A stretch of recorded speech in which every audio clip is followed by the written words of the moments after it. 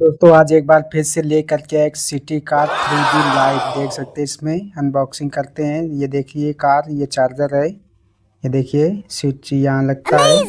इसमें दो बैटरी लगती है, बैटरी डालते हैं इसके अंदर और करते हैं इसकी टेस्टिंग। स्विच ऑन किया, देख सकते हैं ऊपर कितनी ज़बरदस्त लाइटिंग है।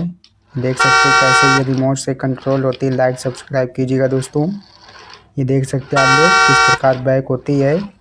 ये देखिए बहुत ही ज़्यादा इसमें भी स्पीड है, किस प्रकार से पूरी कंट्रोल होती है रिमोट से। ये देखिए